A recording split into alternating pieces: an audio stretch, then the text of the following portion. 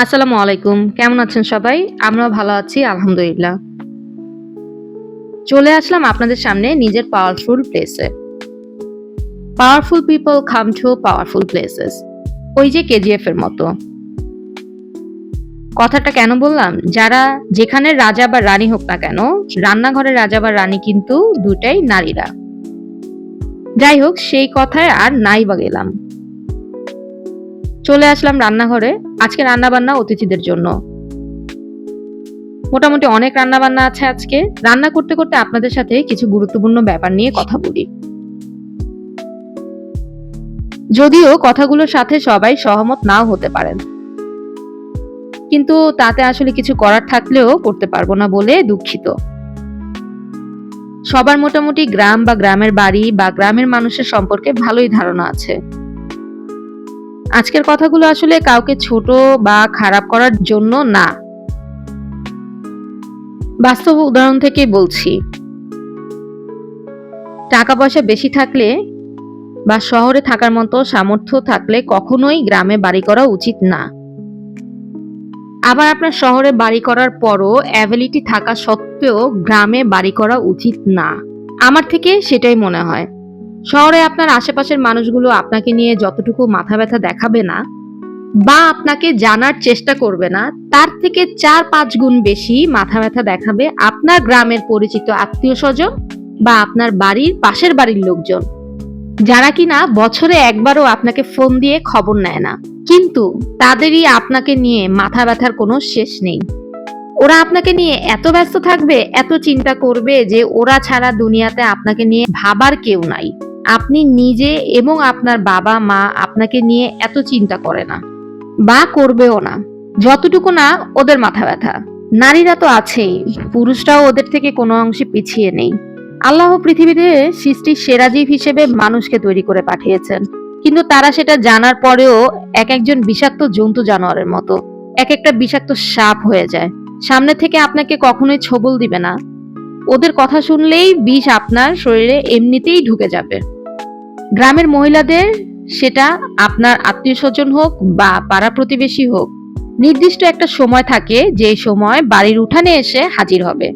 ওদের মধ্যে আবার বিভিন্ন গ্রুপ থাকে। এই যে যেমন ধরুন আপনার সাথে আমার বা আমাদের ভালো সম্পর্ক, তাহলে একটা গ্রুপ, তখন আমার সাথে সবকিছু নিয়ে আলোচনা হবে।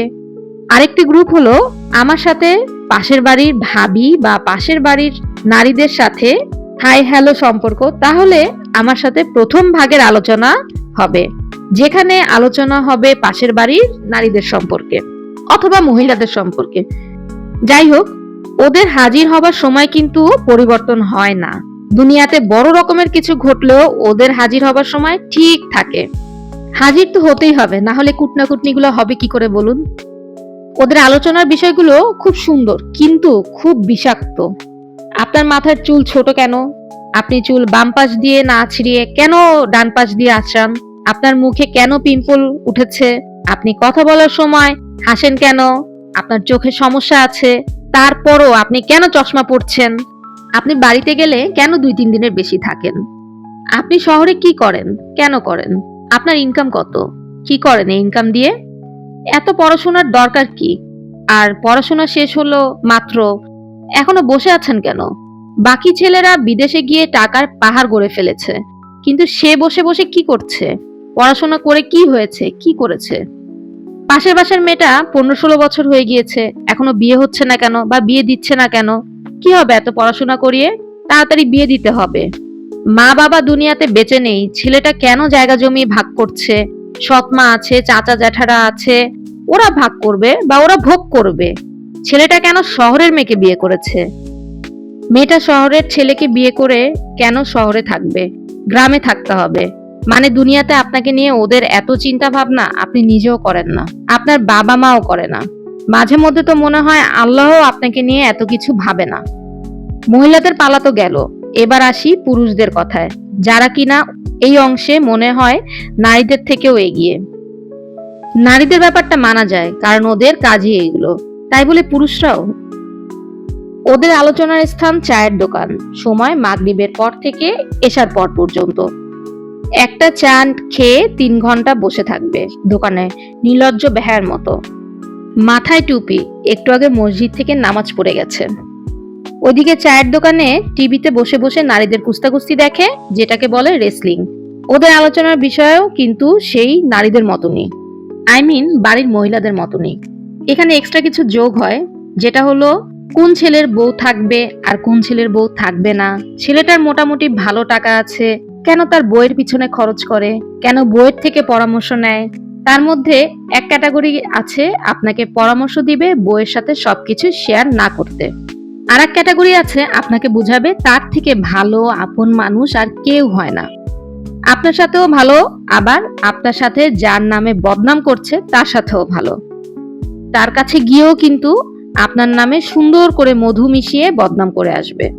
একটা মানুষের বেঁচে থাকার জন্য সুস্থ থাকা খুব দরকার, কিন্তু ওদের বেঁচে থাকার জন্য বাড়ির উঠানে আর চায়ের দোকানে বসে নামাজ শেষ করে মাথায় টুপি পরে নারীদের রেসলিং দেখতে দেখতে আপনাকে নিয়ে আলোচনা করাটাও দরকার। না হয় ওরা বেঁচে থাকতে পারবে না, নিজেদের বিষে নিজেরাই বিষাক্ত হয়ে মারা যাবে। গ্রামে পার্মানেন্টলি থাকার কথা চিন্তা করা মানে এই বিষধর মানুষরূপে সাপগুলোর প্রতিনিয়ত ছোবল খাওয়া। আরেকটা কথা না বললেই নয়, ধরুন বিয়ে হয়েছে, বছর 2-3 হয়ে গিয়েছে, তারপরেও বাচ্চা নেওয়া হয়নি, তাহলে তো গ্রামের মানুষের কথার হাত থেকে রেহাই পাওয়াটাই বিশাল বড় ব্যাপার। কারণ শুরুতেই তাদের কথা শুরু হয় একটা কথা দিয়েই, সেটা হচ্ছে বাচ্চা কবে নিচ্ছ, এত বছর হয়ে গেল এখনো বাচ্চা নিচ্ছ না কেন তোমরা, তোমার কি কোনো সমস্যা আছে বৌমা, তোমার বাচ্চা হচ্ছে না, তুমি আট করে না আট পৌড়ে, তুমি কি বাজা যে তোমার বাচ্চা হচ্ছে না। আমরা বাচ্চা নিচ্ছি কি নিচ্ছি না সেই প্রশ্নের উত্তর দেওয়ার আগেই তারা তাদের মতামত জানিয়ে দেয়। এই হচ্ছে গ্রাম, আর এই হচ্ছে গ্রামের মানুষের কথাবার্তা। তাই কষ্ট হলেও শহরে থাকা ভালো, আমার আর আমাদের মনে হয়।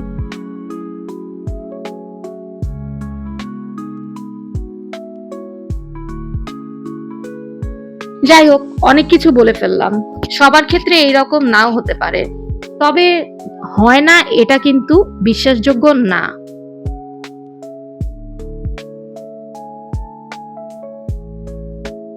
কথা বলতে বলতে রান্নাও শেষ করে ফেললাম, এখনো আমার অনেক কাজ বাকি। আজ এইটুকুই থেকেই বিদায় নিতে চাচ্ছি। দেখা হবে আগামীতে অন্য কিছু নিয়ে। ভালো থাকবেন সবাই, আল্লাহ হাফেজ।